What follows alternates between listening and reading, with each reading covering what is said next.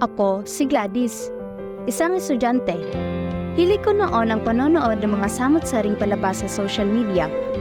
Subalit, dahil sa sobrang paggamit ko dito, nagbago ang mga marka ko tuwing may exams. Nakakagulat man, kailangan ko itong harapin at tanggapin. Pero, ang lahat ng ito ay nagbago simula nung...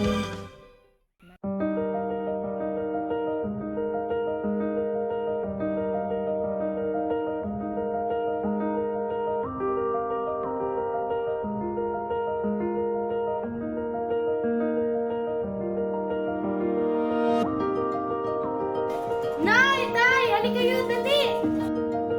Bakit? Ah! Bakit? Ayon dito sa Facebook, sangkot na si Kap Bebot sa droga at pangbuboso. Ano? Yung manok niya na, si Kap Bebot. Kapapasok ng balita, kandidato si Kap Bebot, di umunay sangkot sa mga illegal na transaksyon gaya ng smuggling at pambubo sa mga kababaihan. Dagdag pa rito ang paggamit ng illegal na droga. Hay nako, pag ganyan talaga malapit na eleksyon, nag-aaway-away sila. Naku!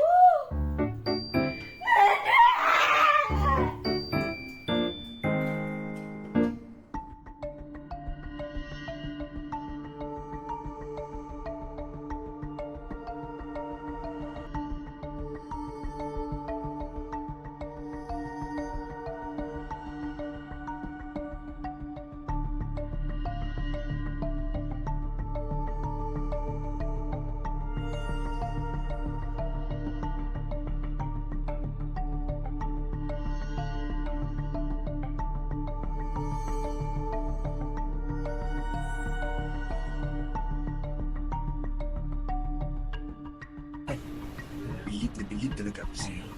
Ano po, Mika? Ay, ginagawa ko lang po yung sinasabi lang. Kasi, alam mo lang po yung may tulong sa amin yung mga panahon na wala kami. Hindi ko lang alam.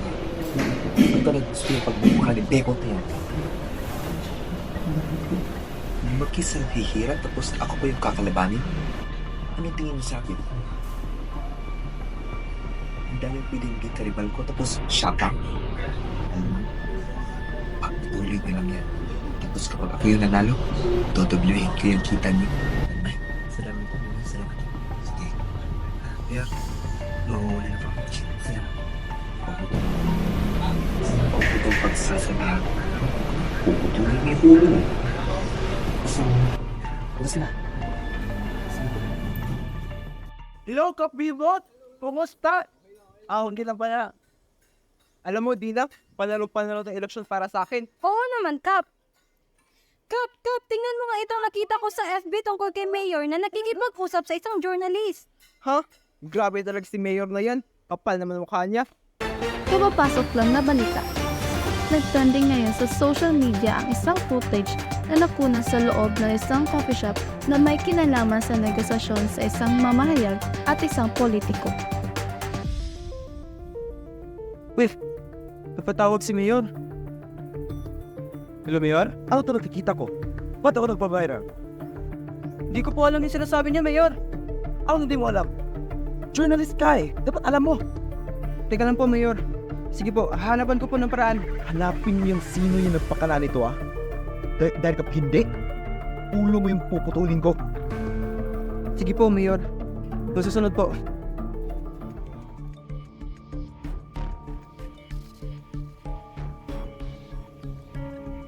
Hello. Hello, Mayor. Ano? Nakita mo na? Nahanap ko na po, Mayor, kung sino nag-upload sa Facebook. Sino?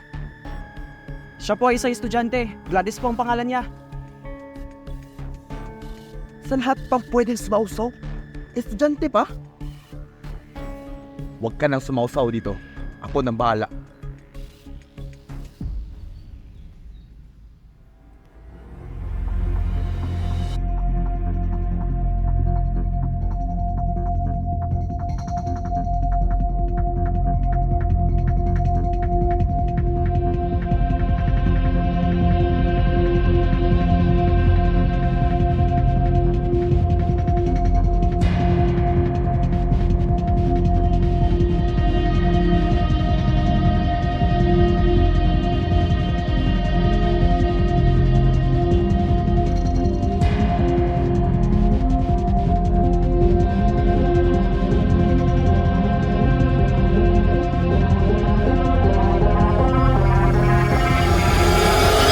ba ako sinusundan?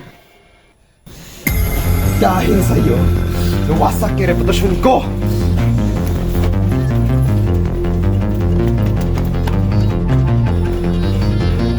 Bakbo ka lang!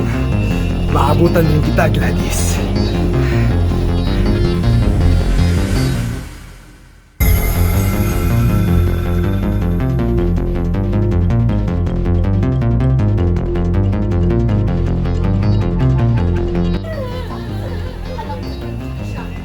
Ayun na yun, nandito siya. Alam ko ba ng mga pulis kailangan nila ako magtago? Ano? Ayun ka! Ayun ka! Mga baboy mo! Bitawan niyo ako! Ayun ka! Ayun ka! Ano ibig sabihin nito? Bakit may mga pulis? Pagkatapos ng pagtangkang pagpatay sa isang babae, nahuli na ang mayor na gumawa nito sa lungsod ng Tagum. Sinasabi si mayor ang may kinalaman sa pagmamanipula at paninira ng isang kandidato sa nalalapit na eleksyon sa lungsod. Samantala, patuloy pa rin na pinaghahanap ang journalist na may kinalaman sa pangyayari ito at nakaharap siya sa patong-patong ng mga kaso. Yun ang nangyari sa akin sa panahong naabuso at nasaktan ng isang tulad ko. Mabuti na lang at andyan ang mga magulang ko, sina nanay at tatay, mga yaman na walang kapalit. At ngayon, sa paglalakbay kong ito na maging isang mamahayag, gusto kong ipadama ang tunay na diwa ng pagiging kaisa nila sa paggawa ng mabuti. Marami man ang nalinlang, marami man ang nang-aapi, pero hindi ako magpapatinag. Gagawin ko ang tama at ang naaayon sa batas sa maglantad ng tunay, patas at walang kinakampihang balita.